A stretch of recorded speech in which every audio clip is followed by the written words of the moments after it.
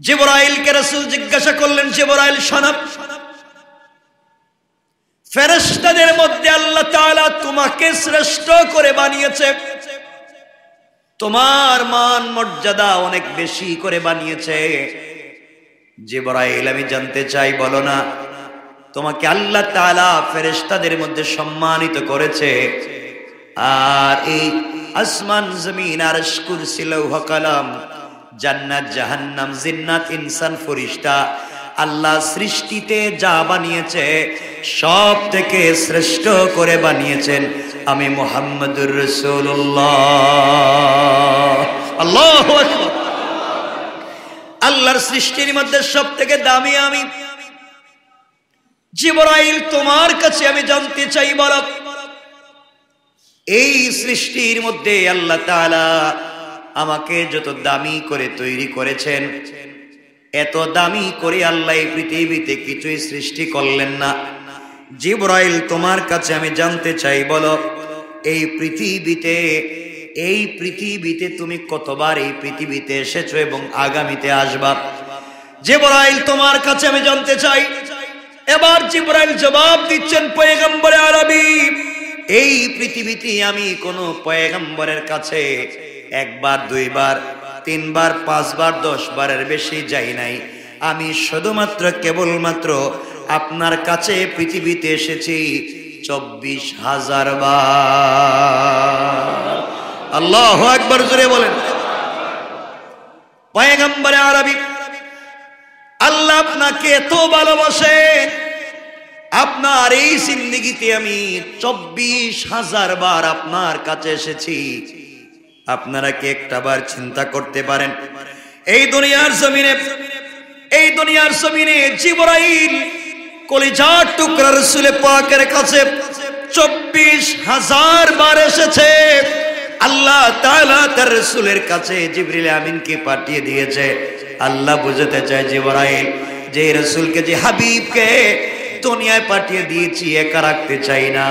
আমার বন্ধু যখন একা হয়ে যায়, একা থাকতে দেওয়া যাবে না, সাথে সাথে তুমি হাজির হয়ে যাইবা।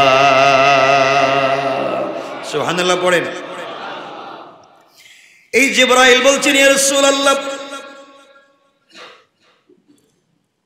24,000 বার আপনার কাছে এসেছি। এবার জিবরাইল কি রাসূল পাক সাল্লাল্লাহু আলাইহি ওয়াসাল্লাম উল্টা প্রশ্ন করলেন, জিবরাইল তুমি যেহেতু এতবার পৃথিবীতে এসেছো, তোমার কাছে আমি জানতে চাই আমার ইন্তেকালের পরে আর তুমি কতবার পৃথিবীতে আসবা? নাকি আমার ইন্তেকালের পরে আর দুনিয়ার জমিনে তুমি যাইবা না? আমার ইন্তেকালের পরে কি আর জমিনে তোমার যাওয়ার প্রয়োজন আছে জিবরাইল? এবার তোমার কাছে আমি জানতে চাই, তুমি আমার কাছে বলো। জিবরাইল বলছেন, ইয়া রাসূলুল্লাহ, এই পৃথিবীতে আপনার ইন্তেকালের পরে আমার যাওয়ার আর কোনো কথা না, কিন্তু আল্লাহ তাআলা আমাকে বলে দিয়েছেন আপনার ইন্তেকালের পরে এই পৃথিবীতে আমাকে 10 বার যাওয়া লাগতে পারে। কয়বার? এই পৃথিবীতে আপনার ইন্তেকালের পরে 10 বার যাওয়া লাগতে পারে। আল্লাহ রাসূল বলছেন, জিবরাইল রে, জানতে চাই আমার পরে তো আর কোনো নবী নাই, রাসূল নাই, তুমি কেন পৃথিবীতে যাইবা? তোমার কি প্রয়োজন? জিবরাইল ডাক দিয়ে বলছেন, আল্লাহর রাসূল, ও পয়গম্বরে আরবি হাবিবুল্লাহ, আমি দুনিয়ার জমিনে কোন নবী রাসূলের সঙ্গে দেখা করতে যাব না, বরং আপনার পরে এই পৃথিবী থেকে স্পেশাল 10টা দামি জিনিসকে উঠাইয়া নেওয়ার জন্য 10 বার আমি পৃথিবীতে যেতে পারি। এবার আমার রাসূল বললেন, জিবরাইল বলো এই পৃথিবীতে তুমি কেন 10 বার যাবে আমি জানতে চাই, বলো কোন কোন কারণে? এবার জিবরাইল বলছেন, পয়গম্বরে আরবি, যে 10 কারণে আমি 10 বার পৃথিবীতে যাব 10টা জিনিসকে উঠায় নিয়ে আসার জন্য। এর একটা জিনিস হলো, এই পৃথিবী থেকে আপনার ইন্তেকালের পরে মানুষ যখন জালেম হয়ে যাবে, গুনার কাজে লিপ্ত হয়ে যাবে, দুনিয়ার মানুষ আপনাকে ভুলে বসে যাবে, আল্লাহকে ভুলে বসে যাবে। দুনিয়ার মানুষ দুনিয়া দুনিয়া দুনিয়া বলে পরেশান হয়ে যাবে। দুনিয়ার মানুষের দিলের ভিতরে দুনিয়ার মহাব্বত প্রবেশ করবে, অন্তর থেকে আপনার মহাব্বত বের হয়ে যাবে। 24টা ঘন্টা দুনিয়ার মানুষ চিন্তা করবে দুনিয়ার সম্পত্তি নিয়ে। আল্লাহ রাসূল আপনার বিরুদ্ধে কথা বললে জবাব পর্যন্ত দিতে পারবে না। ইসলামের বিরুদ্ধে দাঁড়ালে মুসলমানেরা জবাব দিতে পারবে না, তাদের ঈমান দুর্বল হয়ে যাবে। এমন একটা সময়ে তার নামাজ পড়বে, কিন্তু নামাজ আসমানের উপরে উঠবে না। তারা দোয়া করবে, দোয়া কবুল হবে না। ওই সময় আল্লাহ তাআলা আমাকে পৃথিবীতে পাঠাবেন 1 নাম্বার 10টার মধ্যে একটা জিনিস উঠিয়ে নেওয়ার জন্য। আমি আসবই পৃথিবীতে একবার, এই পৃথিবী থেকে বরকত নিয়ে যাওয়ার জন্য। পৃথিবীতে আসবো এই পৃথিবীর সব জিনিস থেকে বরকত উঠিয়ে নিয়ে যাওয়ার জন্য। আপনাদের কাছে আমি জানতে চাই, আমাকে আপনারা মেহেরবানি করে বলবেন, আজ আমরা কোন জিনিসে বরকত পাচ্ছি? আপনারা সত্য কথা বলেন, পাচ্ছি? চিন্তা করে দেখেন, আজ থেকে 40 বছর আগে, 50 বছর আগে, 70 বছর আগে যাদের জন্ম, 70-80 বছরের অনেক মুরব্বী এখনো পৃথিবীতে জীবিত আছেন, কিন্তু আজকালকে দেখবেন 8, 10, 20, 25 বছরের ছেলেরা হার্ট অ্যাটাক করে মরে যাচ্ছে। অহরহ বড় বড় রোগ হয়ে হার্ট অ্যাটাক করে করে মরে যাচ্ছে। কথা বলে এই পৃথিবীতে আমরা, আগে আপনারা বলতেন, আমাদের বাবারাও বলতেন, আমরাও তো পেয়েছি। আমাদের এই বয়সে আমরা দেখেছি যে বাড়ির কোনো একটা ঘরে যদি কেউ ইলিশ মাছ রান্না করতো, 2-4 বাড়িতে ঘ্রাণ হয়ে যেত। কথা বলেন নাকি? আমি এতটুকুন কি মিথ্যা বলছি? আর এখন যিনি ইলিশ মাছ পাক করতেছেন এই বুঝতেছেন এটা কি। কথা বলেন না কেন? এটা কি মিথ্যা বললাম? যে বানাচ্ছে সেই বুঝতেছেন এটা কি। এটার মাঝে কোনো গান নাই, কিচ্ছু নাই। আজ যারা আজ থেকে 50, 60, 70 বছরের বয়স হয়েছে, আপনারা যা খেয়েছেন, আপনারা পানির বদলা যা দুধ পান করেছেন, এখনকার 60-70 বছরের মানুষ যে পরিশ্রম করতে পারে, এখনকার জোয়ান ছেলেরা তার 100 ভাগের 1 ভাগও পারে না। কথা বলেন না কেন? এটা কি মিথ্যা বলতেছি? যে কায়িক পরিশ্রম করতে পারে 20, 30, 35 বছরের ছেলেরা 10 মিনিট কাজ করলে ঘেমে যায়, আর পারে না, হাঁপাতে শুরু করে। আমার বন্ধুগণ, কথাগুলো বুঝবেন। আগেকার মানুষেরা দেখবেন সারাদিন কাজ করেছে জমিতে, সারাদিন কাজ করেছে, ফজরের পরে চলে গিয়েছে জমিতে। সকাল দেখবেন 7টা 8টা হওয়ার আগে অর্ধেক কাজ শেষ হয়ে গিয়েছে। আর এখন তো পাবলিক উঠেই 10টার পরে। কথা বলে এই জন্য জিবরিল আমিন বলছেন, পয়গম্বরে আরবি, এই পৃথিবীতে আমি যাব 1 নম্বরে বরকত উঠিয়ে নিয়ে যাওয়ার জন্য। আমি দুনিয়ার জমিনে যাব কি উঠিয়ে নেওয়ার জন্য? সবাই বলেন, আরো জোরে বলেন, বরকত উঠিয়ে নেওয়ার জন্য এই পৃথিবীর জমিনে আমি যাব। নবীজি বলেন, আর কি? 2 নম্বর, ইয়া রাসূলুল্লাহ, এই পৃথিবীর জমিন থেকে ইবাদতের মজা উঠিয়ে নেওয়ার জন্য যাব। আমি ইবাদতের মজা, মানুষ ইবাদত করবে, মজা পাবে না, স্বাদ পাবে না। আজ আমরা ইবাদত করি ঠিকই, কিন্তু ইবাদতের কোনো স্বাদ পাই না। কিয়ামতের আগে বরকত উঠে যাবে, ইবাদতের স্বাদ উঠে যাবে। আল্লাহ রাসূল সাল্লাল্লাহু আলাইহি ওয়াসাল্লাম বলে দিয়েছেন, জিবরিল আমিনকে, জিবরিল আমিন রাসূলে পাককে জানিয়ে দিয়েছেন, আজ আমরা ইবাদতে মজা পাই না, এই জন্য নামাজের সময় আড্ডা দেই। দেখা যায় মসজিদে যত মানুষ হয় তার চাইতে গান বাজনায় 3 ডাবল মানুষ হয়ে যায়। ঠিক কিনা বলেন? মানুষ গান বাজনা তামশায় লিপ্ত হয়েছে, ইবাদতে মজা পাই না। এজন্য আমরা 2-4 দিন, 5 দিন, 40 দিন, 50 দিন নামাজ পড়ার পরে, দোয়া করার পরে বলি, আল্লাহ এত দোয়া করলাম, আমার দোয়া দেখে কবুল হইতেছে না, স্বাদ পাচ্ছি না। আমি ইবাদত করতেছি, স্বাদ পাচ্ছি না। আমি নামাজ পড়তেছি, স্বাদ পাচ্ছি না। আমি কোন জিনিসে মজা পাচ্ছি না। এটা কি মিথ্যা? আজকে মানুষ তাসবিহ পড়ে না, মজা পায় না, জিকির করে না, মজা পায় না, কোরআন তিলাওয়াত তো করেই না, কারণ তিলাওয়াতের কোনো মজা নাই। অথচ সাহাবায়ে কেরাম আগে তিলাওয়াত ছাড়া কিছুই বুঝতেন না। তিলাওয়াতই তাদের সব মজা, তিলাওয়াতই সব স্বাদ, নামাজই সব স্বাদ। আপনারা তো জেনেছেন হযরত আলী কাররামাল্লাহু ওয়াজহা, আমি আরো বলেছি, রাসূল পাকের কলিজার টুকরা সাহাবী, নিজের আপন চাচাতো ভাই হযরত আলী কাররামাল্লাহু ওয়াজহা, আল্লাহ যাকে আসাদুল্লাহিল গালিব, বিজয়ী বাঘ বানিয়ে পৃথিবীতে পাঠিয়েছেন, যিনি হচ্ছেন সাইয়্যিদাতুন নিসাই আহলিল জান্নাহ, হযরতে ফাতেমা রাদিয়াল্লাহু তাআলা আনহার কলিজার টুকরা স্বামী, তিনি হচ্ছেন সাইয়্যিদা শাবাবি আহলিল জান্নাহ, জান্নাতের যুবকদের সরদার নেতা, হাসান হুসাইনের কলিজার টুকরা পিতা হযরতে আলী।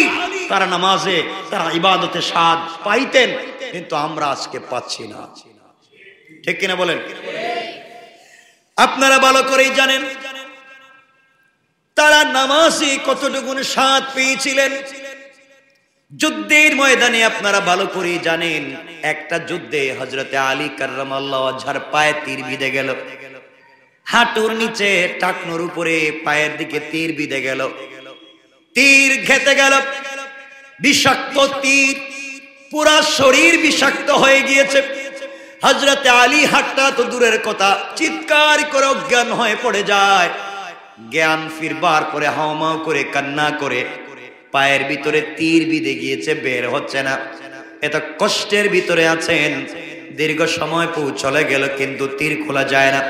কেউ যদি তীরে হাত দেয় খুলবার জন্য, হযরতে আলী হাউমাউ করে কান্না করে অজ্ঞান হয়ে যায়। এত কষ্ট আর ব্যথা পাচ্ছেন হযরতে আলী। এমন সময় রাসূল পাক সাল্লাল্লাহু আলাইহি ওয়াসাল্লাম বলেন, সাহাবীরা তোমরা বৃথা চেষ্টা করছো আর বৃথা তোমরা কষ্ট করে যাচ্ছ, আলীর পা থেকে তোমরা তীর খুলবার জন্য, তোমরা তীর খুলতে পারবে না। এরা চিন্তা করেন যুদ্ধের ময়দানে তীর ঢুকে গিয়েছে, বের করা যায় না, আলীর কষ্ট হচ্ছে। এমন সময় আল্লাহ রাসূল বলছেন, ও সাহাবীরা, আমার আলীর তীর খুলবার জন্য তোমরা আলীকে কষ্ট দিও না। আমার আলী যখন নামাজে দাঁড়িয়ে যাবে, কিছুক্ষণ পরেই তো নামাজের সময় হয়ে গিয়েছে, আলী যখন নামাজে দাঁড়িয়ে যাবে তখন তোমরা তার পা থেকে একজন দুইজন যদি মিলে সজোরে টান দিয়ে তীর বের করে ফেলো, যেই তীরে হাত দিলে চিৎকার করে উঠে নামাজে দাঁড়াইয়া গেলে দুই চারজন মিলে যদি টেনে টেনে বের করো, আমার মন বলছে আমার আলী কিছুই বলতে পারবে না। সুবহানাল্লাহ, জোরে বলেন। তারা কেমন স্বাদ পেয়েছিলেন এই ইবাদতে? ও মুসলমান, তারা কেমন স্বাদ পেয়েছে আল্লাহর ইবাদতে? আল্লাহর ইবাদত ছাড়া তারা কিছুই বুঝে না, আল্লাহর গোলামি ছাড়া তারা কিছু বুঝে না। তুমি আর আমি দুনিয়ার জৌলস, দুনিয়ার লোভ লালসাকে ছেড়ে দেই। দুইটা হাত জোড় করে বলছি, ভাইরে আর কত দুনিয়ার পিছনে দৌড়াবা, আর কত দুনিয়ার পিছনে দৌড়াবা? তুমি মনে করেছো দামি একটা গাড়ি থাকলেই বোধহয় তুমি ইজ্জতওয়ালা, কোটি টাকার গাড়ি তুমি মনে হয় বড় দামি, কোটি টাকার বাড়ি মনে হয় তুমি বড় দামি, সুন্দরী স্ত্রী আছে তুমি মনে হয় বড় দামি, গাড়ি আছে, বাড়ি আছে, সুন্দরী নারী আছে তুমি মনে হয় বড় দামি, মিল ফ্যাক্টরি আছে, কল কারখানা আছে তুমি মনে হয় বড় দামি, হাজার হাজার কোটি টাকার সম্পদ আছে তুমি মনে হয় দামি, সমাজে তোমার গ্রাউন্ড আছে, ফ্যামিলির সোসাইটির ইজ্জত আছে তুমি মনে হয় দামি, এই সমাজে তুমি বড় নেতা, এই জন্য তুমি মনে হয় বড় দামি। আল্লাহ বলেছেন, গোলাম না, তোমার কোনো দাম আমি আল্লাহর কাছে নাই। টাকা পয়সা বাড়ি গাড়ি থাকতে পারে, কিন্তু তোমার কাছে যদি কোরআন না থাকে তুমি আমার কাছে দামি হতে পারবে না। আর রাস্তার যদি একজন সুইপার মুছিও যদি রিকশাওয়ালাও যদি আমার কোরআনকে আঁকড়ে ধরে, ওই সুইপার আর মুছিকেও আমি আল্লাহ বড় সম্মানী বানাইয়া জান্নাত দিতে পারে। কোন ঠিক কিনা? এই জন্য দুনিয়ার জমিনে আল্লাহকে চিনা। যে কথা বলতে চাইলাম, হযরতে আলী কাররামাল্লাহু ওয়াজহার পায়ের ভিতরে তীর বিঁধে গেল, কেউ খুলতে পারে না। হাউমাউ করে কান্না করে চিন্তা করেন, অজ্ঞান হয়ে পড়ে যায়। আপনার শরীর হালকা কাটলে আপনার সহ্য হয় না, যুদ্ধের ময়দানে পায়ে তীর ঢুকে গিয়েছে, কেমন ব্যথা। কিছুক্ষণ পরে নামাজ শুরু হয়ে গেল। হযরত আলী আল্লাহু আকবার বলে নামাজ দাঁড়িয়ে গিয়েছে। নামাজি যখন আলী দাঁড়িয়ে দাঁড়িয়ে সূরা ফাতিহা তেলাওয়াত করে, এমন সময় একজন, দুইজন, তিনজন, চারজন অথবা পাঁচজন সাহাবী মিলে সজোরে টান দিয়ে তার পা থেকে তীর খুলে ফেললেন। চামড়া উঠে গেল, গোশত খসে গেল, কিন্তু হযরতে আলী মশা বসার মতো কোনো কষ্ট পায় না। আল্লাহু আকবার। আলী সালাম ফিরালেন, শান্তি মতো নামাজ শেষ করলেন। পায়ের দিকে তাকাইয়া দেখে তীর নাই। সাহাবায়ে কেরামকে জিজ্ঞাসা করে, বলো না আমার পায়ে যে তীর ছিল এটা গেল কই? সাহাবায়ে কেরাম তো আশ্চর্য, লোমহর্ষক ঘটনা। বলে কি, 4-5 জন মিলে টানলাম, আমাদের শরীর থেকে প্রত্যেকটা লোমকূপের গোড়ার থেকে ঘাম পড়লো, তার শরীর থেকে চামড়া উঠে গেল, গোশত খসে পড়লো। সে বলতেছে বুঝে নাই, বাইরে আমরা টেনে টেনে বের করেছি, তুমি নামাজে ছিলা, তুমি কি কিছু বুঝতে পারলা না? আলী চোখের পানি ছেড়ে ডাক দিয়ে বলছে, ও মুসলমানেরা শোনো, আমি যখন নামাজে দাঁড়িয়ে যাই, ইবাদতে এত স্বাদ পাই, এত মজা পাই। আমার তিলাওয়াতের প্রত্যেকটা আয়াতের শেষে আমি যখন আয়াত পড়ি, কোরআনের আয়াত সূরা ফাতিহা পড়ি, আমার প্রত্যেকটা আয়াত শেষ হলে আমার কানে শুনতে পাই স্বয়ং আল্লাহ তাআলা আমার আয়াতের জবাব দিয়ে যায়। আমি তো আল্লাহর সঙ্গে কথা বলতেছিলাম নামাজে, কে পা থেকে তীর খুলে ফেলেছে, কি হয়েছে আমি কিছুই জানি না। আমি তো নামাজের মজায় ছিলাম। আল্লাহু আকবার বলেন। তারা নামাজে স্বাদ পেয়েছেন, ইবাদতে স্বাদ পেয়েছেন, এই জন্য দুনিয়া বাদ দিয়া ইবাদত করেছেন। আজ আমরা ইবাদতে স্বাদ পাই না, মজা পাই না, আজ কোনো জিনিসে বরকত পাই না, এই জন্যে আমরা দ্বীনের পথে চলতে পারি না। সুতরাং আপনাদের কাছে আমার কথা থাকবে, আল্লাহর রাসূলকে জিবরাইল বলে দিয়েছেন পৃথিবীতে আসবেন। রাসূলের ইন্তেকালের পরে কয়বার? সবাই বলেন 10 বার। একবার বরকত উঠিয়ে নিয়ে যাবেন, ইবাদতের মজা উঠিয়ে নিয়ে যাবেন। এখন বরকত আছে? আগে আমরা যারা গ্রামে থাকতাম, বা আপনারা যারা গ্রামে থাকি, দেখবেন গ্রামে আগে হয়তো গ্রামের জমিতে ধান ক্ষেত করত, সবাই ঘরের আত্মীয় স্বজন সবাই মিলে দেখতেন, খাওয়ার পরেও 1 বস্তা চাল শেষ হয় না। আর এখন দেখবেন ঘরের 2-4 বস্তা খাইয়াও শেষ, কিন্তু মাস শেষ হয় না। কথা বলেন না কেন? বরকত নাই হয়ে গিয়েছে। আপনি আগে 50-100 টাকা নিয়ে গেছেন বাজারে, কত কিছু আনতে পারতেছিলেন, আপনি এখন কত কিছুই আনতেছেন আগের মতো, কিন্তু স্বাদ পাচ্ছেন না। কোনো জিনিসে স্বাদ নাই, মাছে আগের মতো স্বাদ নাই, গুস্তে আগের মতো স্বাদ নাই, চলাফিরে আগের মতো মজা, কোনো জিনিসে মজা নাই, কোনো জিনিসে স্বাদ নাই, কোনো জিনিসে বরকত নাই। মিথ্যা বলতেছি? কথা বলেন না কেন? আগে মানুষ রোদ উঠলে রোদে যাইতো, রোদ বডিতে লাগাইতো। এখন রোদে গেলে দেখেন শরীর কাঁপে অনেকের, রোদ বডিতে সহ্য হয় না, এই বডিতে আর কাজ করে না। এর অর্থ হলো আল্লাহ সবকিছু থেকে আস্তে আস্তে বরকত উঠায় নিচ্ছেন, ইবাদত থেকে মজা উঠায় নিচ্ছেন। ইবাদতে যদি মজা থাকতো, স্বাদ তো কেউ বাদ দিতে পারে না।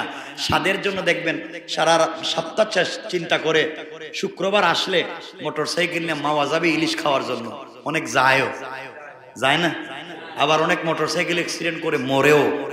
আল্লাহ মাফ করুক, এরা যেন না মরে, এরা বাইচে থাকুক। এরা এমন মোটরসাইকেল স্পিরিট দেয়, এমন স্পিরিট, এই স্পিরিটিং করতে করতে করতে করতে অনেক মরে যায়। আল্লাহ আমাদেরকে হেফাজত করে, বলেন আমিন। কত লম্বা হয়ে যাচ্ছে, আমি ইনশাল্লাহ জুমায় আপনাদেরকে জিবরিল আমিন আসবেন, 10টা জিনিস উঠিয়ে নিয়ে যাবেন। আমি এগুলা নিয়ে কথা বলবো আপনাদের সামনে। লম্বা বললে তো অনেক সময় চলে যাবে, এজন্য আমি আর লম্বা করতে চাই না। মাশাআল্লাহ আপনারা ভরপুর মসজিদ ভরে বসে আছেন, আল্লাহ আপনাদেরকে কবুল করুক। আমি যে কথাগুলো বলতে চাই মনোযোগ দিয়ে শোনেন, লম্বা করব না। সুতরাং এই 10টা বিষয় রাখতে চাই, যেহেতু আজকে মায়েরাও বোনেরাও এসেছেন, তাদেরও কিছু কথা সংক্ষেপ করে বলে দিই। আজকে পরিবারের ভিতরে শান্তি, কিছু বললেন না? শান্তি কেন নাই? হ্যাঁ, পরিবারের ভিতরে শান্তি নাই, স্বামী স্ত্রীর কোনো মিল মহাব্বত নাই, দুইজন দুইজনের সাথে ঘরে যায়, স্ত্রী স্বামীর সাথে কথা বলেন না, স্বামীও স্ত্রীর সাথে কথা বলেন না, মনে হয় একজন আর একজনের ভাষা বুঝে না, বউ মনে হয় চাইনিজ কথা কয়, এজন্য এর সাথে কথা কয় না, এর ভাষাই তো আমি বুঝি না, এমন মনে হচ্ছে কেউ কারোর সাথে কথা বলতে চায়। স্ত্রী টেবিলের উপরে খাবার রেখে সে তার কাজ নিয়ে ব্যস্ত, হয়তো ওয়াইফাই আছে, ট্যাব নিয়ে, ল্যাপটপ নিয়ে, কম্পিউটার নিয়ে, অথবা মোবাইল নিয়ে বসে আছে, অথবা হ্যাঁ তার কাজ নিয়ে ব্যস্ত, আপনি আপনার মোবাইল। দুইজন একই পালঙ্গে বসে আছে, একজন এই কোনায় মোবাইল, একজন এই কোনায় মোবাইল, আর বাচ্চারা মধ্যে ওখানে খিয়ামত গড়াই বেড়াচ্ছে। কথা বললেন না কেন? এগুলো চলতেছে, পরিবারের ভিতরে শান্তি নেই, এজন্য বাচ্চাগুলো মানুষ হচ্ছে না। পরিবারকে সুন্দর করেন, স্বামী স্ত্রীর বোঝাপড়াকে সুন্দর করেন।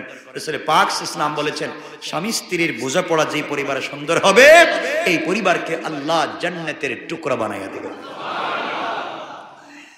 রাসূল পাক ইসলাম বিয়ে করলেন আমাদের কলিজার টুকরা মা আম্মা জান আয়েশা সিদ্দিকা রাদিয়াল্লাহু তাআলা আনহাকে।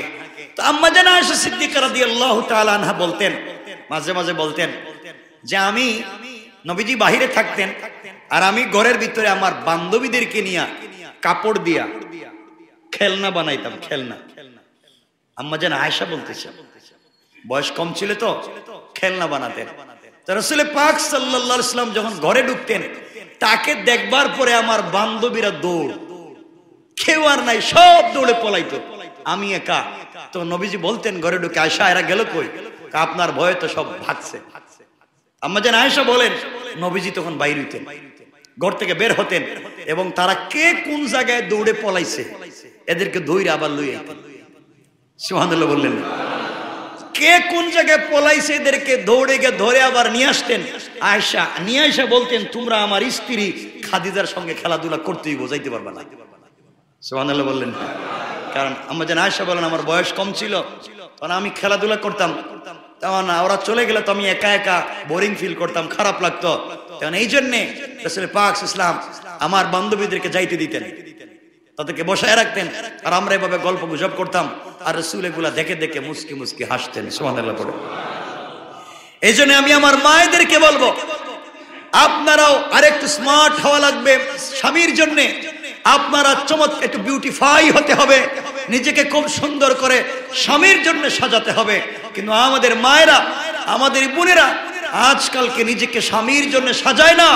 ওই আগে যেমন ছিল, বিয়ের 1-2 দিন বোধহয় একটু একটু স্মার্টলি চলছে, এখন যেই কাপড় পরে সারাদিন কাজ করে ওইটা পরে স্বামীর সাথে ঘুমিয়ে থাকে। আর সব থেকে স্মার্ট কাপড় যেটা, এটা কোথাও বের হলে, পার্টিতে গেলে তারা এগুলা পরে। কথা বলেন না কেন? আমি আমার মায়েদেরকে বলছি, বোনদেরকে বলছি, আপনারা অনেক বিউটিফাই হয়, অনেক চমৎকার হয়ে স্বামীর সামনে নিজেকে উপস্থাপন করবেন। এতে করে একজনের প্রতি আরেকজনের ভালোবাসা তৈরি হবে, একজনের প্রতি আরেকজনের দুর্বলতা তৈরি হবে, এবং পরিবারের ভিতরে শান্তি বরকত দিবেন কে? কিন্তু আজকালকে আমাদের এমন অবস্থা হয়েছে, আজ সমাজে শান্তি নেই। একটা ছেলে তার বউরে আচ্ছা মতো পিটাইতেছে, আচ্ছা মতো পিটতেছে, মারতেছে। বাপ জিজ্ঞাসা করতেছে, এটা কোনো কথার কথা? এটা কোনো কাজ হলো?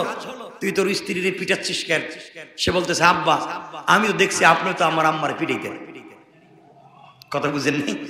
বলতেছে, আব্বা আপনারাও তো দেখছি আমার মারে পিটাইতেন, তাহলে আমি আমার বউরে পিটাইছি। এর অর্থ হলো, আপনারা যা করেন পরিবারে, সন্তান এগুলো শিখে। এই জন্য এই পিটাপিটি বাদ দেন। কি বলেন? ঠিক তো, এটা আমি জানি, ইনশাআল্লাহ টুকুন বলেন। মানে কি আপনারা এই পিটাপিটি করেন নাকি? আল্লাহ হেফাজত করুক, বলেন আমিন। এই মারামারি থেকে হেফাজত করুক, বলেন আমিন। পরিবারকে সুন্দর করেন, পরিবারকে সুন্দর করেন। মায়েদেরকে বলছি, বোনদেরকে বলছি, আপনার স্বামী যে ইনকাম করে তার উপরে সবর করেন, তার উপরে ধৈর্য ধারণ করেন, বরকত দিবেন কে? আল্লাহ বরকত দিবেন। ধৈর্য ধারণ করেন। একজন স্ত্রী পারে একজন খারাপ স্বামীকে ভালো বানাতে, এবং স্ত্রী পারে একজন ভালো স্বামীকে খারাপ বানাতে। সুতরাং বোন, আপনার কাছেই পরিবারের চাবি। আপনি চাইলে একটা পরিবারকে সুন্দর করতে পারেন। স্বামীর মাথা অনেক সময় গরম, বাহির থেকে আসছে, বেচারা কাজ করতে করতে মাথা গরম, এইমাত্র অফিস থেকে ঘরে আসছে, এমনি বসের সঙ্গে রাগারাগি করে আসছে, হয়তো একদিন অফিসে গেছিল না, এই বেতন পর্যন্ত কর্তন করে দিয়েছে, বেচারার মাথা গরম, বাসায় আসছে, আপনি দরজা দাঁড়ায় বলেন থামেন, ঘরে ঢুকবেন, পরে আপনার বোন, আপনার ভাই, আপনার মা আমার সাথে যে খারাপ ব্যবহার করছে আমি আর থাকতাম না, কয় তোরে 3 তালাক তোর মারেও দিলাম, যা বাইরো। কথা বলেন নাকি? আপনি তার মাথা গরম তো এমনি এখন তো তালাক দিবি। এই জন্য মায়েরা বোনেরা এগুলা করবেন না। স্বামী রাগ করে তালাক দিবেই পরে, কারণ আমিও চিন্তা করে পাই না স্বামীরা আর জিন্দগিতে দেওয়ার কোনো জিনিস পায় না, হের একটাই পায়, শুধু বউরি তালাক দেয়। এগুলা করেননি আপনারা? এখানে কেউ আসেননি না? এরা সব তো ভদ্র অলিয়া পর্যায়ে পৌঁছে গেছে, তো এই কামগুলো কেউ করে না, এত ভদ্র পর্যায়ে পৌঁছে গেছে। এজন্য এগুলো পরিবারে করবেন না।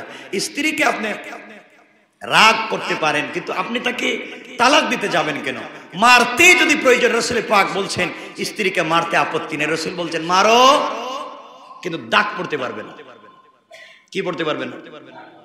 মারলে আর দাগ পড়া, এবং কেমনে মারবেন? হালকা মায়ের দিতে। কি মায়ের? একজন বলতেছে হুজুর বউরে তো হালকাই পিড়েছিলাম। হালকা পিড়েছি, ও নাক মুখ দিয়ে বমি করে ছাড়ছে। চিন্তা করে বল হালকা পিড়েছিস কেমনে? কয় মা অজ্ঞান হয়ে গেছে মায়ের খেয়ে।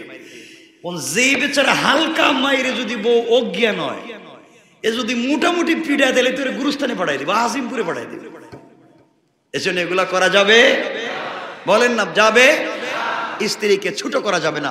আমাদের একজন মা ছিলেন রাসূল পাকের স্ত্রী, তার নাম ছিল সাফিয়া, ইহুদির মেয়ে ছিলেন আম্মাজান হযরত সাফিয়া রাদিয়াল্লাহু তাআলা আনহা। তাকে হযরত হাফসা, ওমরের মেয়ে হযরত হাফসা রাদিয়াল্লাহু তাআলা আনহা মাঝে মাঝে বলতেন তুমি তো ইহুদির মেয়ে, তুমি তো ইহুদির মেয়ে, আমি ওমরের মেয়ে, আর তুমি ইহুদির মেয়ে। রাসূল পাক একদিন বাহির থেকে আসছেন, এসে দেখেন হযরতে হাফসা কাঁদতেছেন, সাফিয়া কাঁদতেছেন। জিজ্ঞাসা করলেন সাফিয়া কি হয়েছে, তুমি কান্না করো কেন? যে আপনার স্ত্রী হাফসা ও আমাকে বলছে আমি ইহুদির মেয়ে, এই জন্য আমি কান্না করতেছি, যে আমাকে একটু কষ্ট দিয়ে কথা বলছে। বাপ ইহুদি ঠিক, কিন্তু আমি তো মুসলিম। নবীজি বললেন তো কান্নার কি আছে, সে তোমাকে বলেছে তুমি ইহুদির মেয়ে, আর আমি দেখতেছি তুমি তো নবীর মেয়ে। সুবহানাল্লাহ বলেন।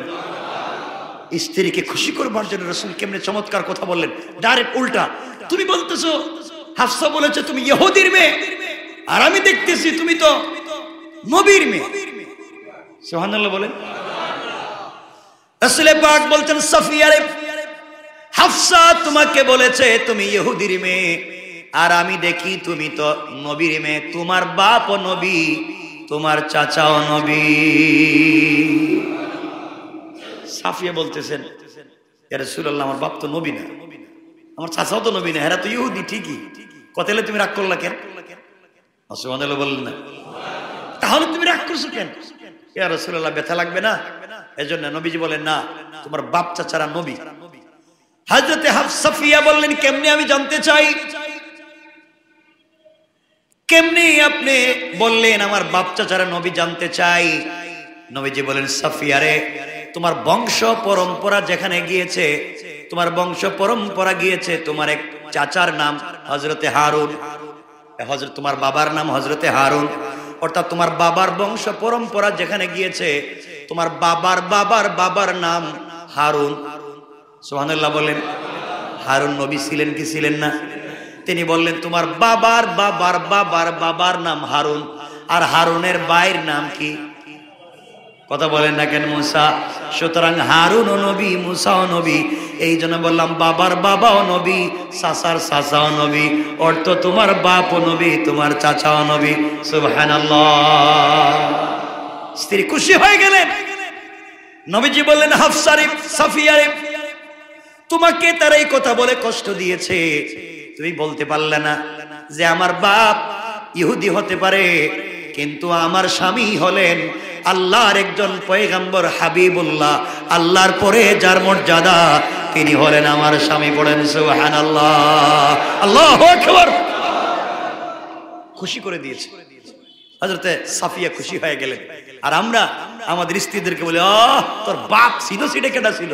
তোর বাপরে সিনোস, তোর চাচা দাদারা সিনোস, এরা কেরা ছিল? আর আমার বাপ দাদারা সিনোস, আমরা কি কথা বলেন না কেন? এগুলাই তো আপনারা, এগুলাই তো দেখান, গুন্ডামি দেখান, বংশের গৌরব দেখান, মেয়েটাকে ছোট করেন।